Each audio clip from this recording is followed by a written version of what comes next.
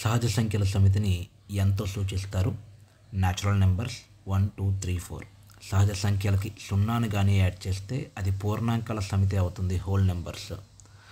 ఈ పూర్ణ సంఖ్యల్ని ఈ పూర్ణాంకాలకి నెగిటివ్ వాల్యూస్ని కూడా యాడ్ చేసినట్లయితే కనుక అవి పూర్ణ సంఖ్యలు అవుతాయి. పూర్ణ సంఖ్యలు రెండు రకాలు, ధన పూర్ణ సంఖ్యలు, రుణ పూర్ణ సంఖ్యలు అని చెప్పి. కాబట్టి ఇవి దీనికన్నా కొంచెం ఎక్కువ నెంబర్స్ ఉంటాయి పూర్ణ సంఖ్యల్లో. దీన్ని ఇంటిజర్స్ ఐతో సూచిస్తారు. అకరణీయ సంఖ్యలు క్యూ. అకరణీయ సంఖ్యలు అంటే ఏవైతే p/q రూపంలో కూడా రాయగలుగుతామో వాటిని అకరణీయ సంఖ్యలు అని చెప్పచ్చు. ఇందులో పూర్ణ సంఖ్యలు ఉంటాయి, అలానే భిన్నాలు కూడా ఉంటాయి. భిన్నాలన్నీ కూడా ఇలా ఉంటాయి. ఏవైతే ఇలా మనం p/q రూపంలో రాయలేకపోతున్నామో, రాయలేని వాటిని కరణీయ సంఖ్యలు అంటారు.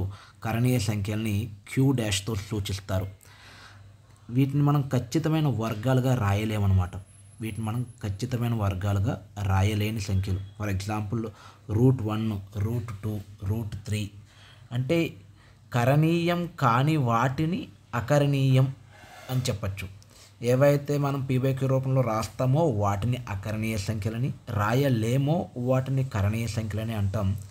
సో ఒకదానికొకటి ఆపోజిట్ అనమాట. అకరణీయం, కరణీయం. అకరణీయ సంఖ్యల్లో క్యూతో సూచిస్తాం, భిన్నాలు ఉంటాయి. కరణీయ సంఖ్యలు వర్గాలు ఉంటాయి. వర్గాలు ఏవైతే మనం ఖచ్చితంగా వర్గమూలం రాయలేమో వాటిని. ఇక చివర్లోది వాస్తవ సంఖ్యలు. వీటిని రియల్ నెంబర్స్ అంటాం. పైన చెప్పిన అన్ని రకాల 5 రకాల నెంబర్స్ అన్నీ కలిపితే అది రియల్ నెంబర్స్ అవుతుంది. వాటి యొక్క సంఖ్యాక్రమాన్ని మనం ఒక టేబులర్ ఫామ్లో చూసినట్లయితే కనుక ఇలా చూడొచ్చు. సహజ సంఖ్యలన్నీ కూడా పూర్ణాంకాలే. పూర్ణాంకాలన్నీ కూడా పూర్ణ సంఖ్యలే. పూర్ణ సంఖ్యలన్నీ కూడా మనం అకరణీయ సంఖ్యలు అని చెప్పచ్చు. అకరణీయ సంఖ్యలు ప్లస్ కరణీయ సంఖ్యలు అన్నీ కలిపి r అని చెప్పచ్చు. అంటే n అనేది n is a subset of w, w is subset of z, z is subset of q, q and q' are subset of the r. ఇలా మనం చెప్పచ్చు. అంటే అన్నిటికన్నా ఎక్కువ ఉన్నది r.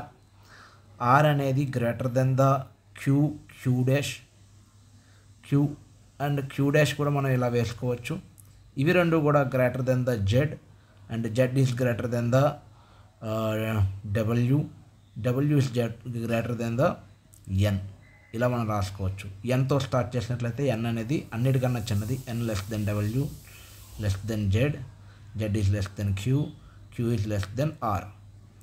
ఇలా మనం గుర్తుపెట్టుకోవచ్చు. నెక్స్ట్ వీడియోలో ఇవి